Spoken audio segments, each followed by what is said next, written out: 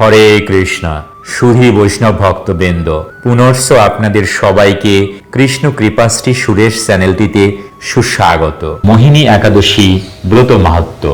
কুর্ম পুরাণে বৈশাখ শুক্লপক্ষের মোহিনী একাদশীর ব্রত মাহাত্ম্য বর্ণনা করা হয়েছে।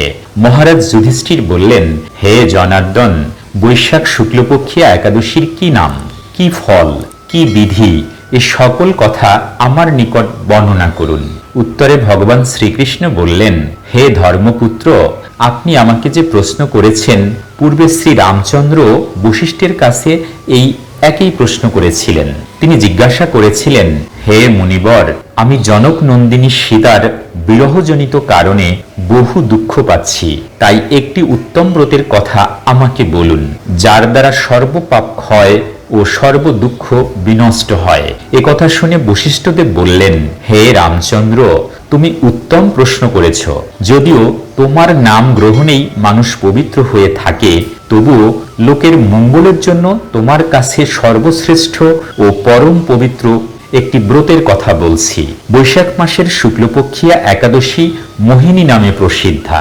এই ব্রত প্রভাবে মানুষের সকল পাপ, দুঃখ ও মোহজাল চিরেই বিনষ্ট হয়। তাই মানুষের উচিত সকল পাপ ক্ষয়কারী ও সর্বদুঃখ বিনাশী এই একাদশী ব্রত পালন করা। একাগ্র চিত্তে তার মহিমা তুমি শ্রবণ করো। এই কথা শ্রবণ মাত্রেই সমস্ত পাপ বিনষ্ট হয়। পবিত্র সরস্বতী নদীর তীরে ভদ্রাবতী নামে এক সুশোভনা নগরী ছিল। চন্দ্রবংশজাত ধৃতিমান নামে এক রাজা সেখানে রাজত্ব করতেন। সেই নগরীতেই ধনপাল নামে এক বৈশ্য বাস করতেন। তিনি ছিলেন পুণ্যকর্মা এবং সমৃদ্ধশালী। তিনি নলকূপ, জলাশয়, উদ্যান, মঠ এবং গৃহ ইত্যাদি নির্মাণ করে দিতেন। তিনি ছিলেন বিষ্ণু ভক্তি পরায়ণ ও শান্ত প্রকৃতির মানুষ। সুমনা, দ্যুতিমান, মেধাবী, সুকৃতি ও ধৃষ্ট বুদ্ধি নামে তার 5 জন পুত্র ছিল। পঞ্চম পুত্র ধৃষ্ট বুদ্ধি ছিল অতি দুরাচারী। সে সর্বদা পাপ কার্যে লিপ্ত থাকত। পরস্ত্রী সঙ্গী, বেশ্যাসক্ত, লম্পট ও দ্রুতক্রীড়া প্রভৃতি পাপে সে অত্যন্ত আসক্ত ছিল। দেবতা, ব্রাহ্মণ ও পিতামাতার সেবায় তার একেবারেই মতি ছিল না। সে অন্যায় কার্যে রত, দুষ্ট স্বভাব ও পিতৃধন ক্ষয়কারক ছিল। সবসময় সে অভক্ষ ভক্ষণ এবং সুরাপানে মত্ত থাকত। পিতা ধনপাল একদিন পথ চলছিলেন। হঠাৎ তিনি দেখতে পেলেন ধৃষ্টবুদ্ধি এক বেশ্যার গলায় হাত রেখে নিঃসংকোচে ঘুরে বেড়াচ্ছে। তার নির্লজ্জ পুত্রকে এভাবে চৌরাস্তায় ভ্রমণ করতে দেখে তিনি অত্যন্ত মর্মাহত হলেন। এই কুস্বভাব দর্শনে ক্রুদ্ধ হয়ে তিনি তাকে গৃহ থেকে বার করে দিলেন। তার আত্মীয় স্বজনও তাকে পরিত্যাগ করল। সে তখন নিজের অলঙ্কারাদি বিক্রি করে জীবন অতিবাহিত করত। কিন্তু কিছুদিন এইভাবে চলার পর অর্থাভাব দেখা দিল। ধনহীন দেখে সেই বেশ্যাগণও তাকে পরিত্যাগ করল। অন্ন বস্ত্রহীন ধৃষ্ট বুদ্ধি ক্ষুধা তৃষ্ণায় অত্যন্ত কাতর হয়ে পড়ল। অবশেষে নিজের গ্রামে সে চুরি করতে শুরু করল। একদিন রাজপ্রহরী তাকে ধরে বন্দী করল, কিন্তু পিতার সম্মানার্থে তাকে মুক্ত করে দিল। এভাবে বার কয়েক সে ধরা পড়ল এবং ছাড়া পেল, কিন্তু তবুও সে চুরি করা বন্ধ করল না। তখন রাজা তাকে কারাগারে বদ্ধ করে রাখলেন। বিচারে সে কষাঘাত দণ্ড ভোগ করল। কারাভোগের পর অনন্য উপায় ধৃষ্ট বুদ্ধি বনে প্রবেশ করল। সেখানে সে পশু পাখি বধ করে তাদের মাংস ভক্ষণ করে অতি দুঃখে পাপময় জীবন যাপন করতে লাগলো। দুষ্কর্মের ফলে কেউ কখনো সুখী হতে পারে না। তাই সেই ধৃষ্ট বুদ্ধি দিবারাত্রি দুঃখ শোকে জর্জরিত হলো। এভাবে অনেক দিন অতিবাহিত হলো। কোন পুণ্য ফলে সহসা একদিন সে কৌণ্ডিন্য ঋষির আশ্রমে উপস্থিত হলো। বৈশাখ মাসে ঋষিবর গঙ্গা স্নান করে আশ্রমের দিকে প্রত্যাবর্তন করছিলেন। শোকাকুল ধৃষ্ট বুদ্ধি তার সম্মুখে উপস্থিত হলো। ঘটনাক্রমে ঋষির বস্ত্র হতে এক বিন্দু জল তার গায়ে পড়ল। সেই জলস্পর্শে তার সমস্ত পাপ দূর হলো। হঠাৎ তার শুভ বুদ্ধির উদয় হলো।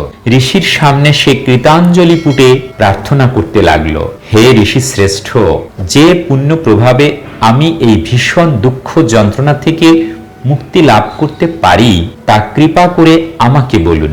ঋষিবর বললেন, বৈশাখ মাসের শুক্লপক্ষে মোহিনী নামে যে প্রসিদ্ধ একাদশী আছে, তুমি সেই ব্রত পালন করো। এই ব্রতের ফলে মানুষের বহু জন্মার্জিত পর্বত পরিমাণ পাপ রাশিও ক্ষয় হয়ে থাকে। মহামুনি বশিষ্ঠ বললেন, কৌণ্ডিন্য ঋষির উপদেশ শ্রবণ করে প্রসন্ন চিত্তে ধৃষ্ট বুদ্ধি সেই ব্রত পালন করল। হে মহারাজ রামচন্দ্র, এই ব্রত পালনে সে নিষ্পাপ হল, দিব্য দেহ লাভ করল, অবশেষে গরুড়ে আরোহণ করে সকল প্রকার উপদ্রবহীন বৈকুণ্ঠ ধামে গমন করল। হে রাজন, ত্রিলোকে মোহিনী ব্রত থেকে আর শ্রেষ্ঠ ব্রত নেই। যজ্ঞ, তীর্থস্থান, দান ইত্যাদি কোনো পুণ্যকর্মই এই ব্রতের সমান নয়। এই ব্রত কথার শ্রবণ কীর্তনে সহস্র গোদানের ফল লাভ হয়। হরে কৃষ্ণা। প্রেমচে বলুন রাধে রাধে, জয় রাধে।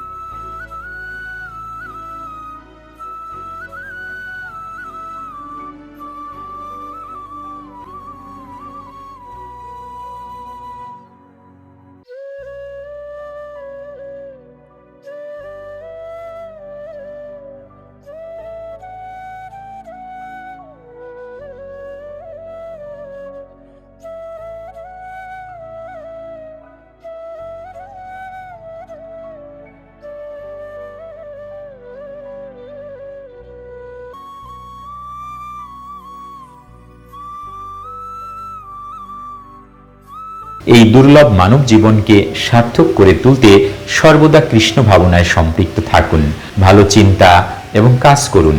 মনে রাখুন, জীবন ও মুক্তির পাথেয় পরমেশ্বর ভগবান শ্রীকৃষ্ণ। আর তাই এই ভিডিওটি ভালো লাগলে আর জীবন চলার পথের যে কোনো কঠিন সমস্যা এবং পারমার্থিক জিজ্ঞাসার সহজ ও সঠিক সমাধান পেতে চ্যানেলটি সাবস্ক্রাইব করে বেল আইকনে ক্লিক করে রাখুন। লাইক, শেয়ার এবং কমেন্ট করুন। আজকের মতো এখানেই সমাপ্ত ঘোষণা করছি। দেখা হবে পরবর্তী কোনো আকর্ষণীয় পর্বে।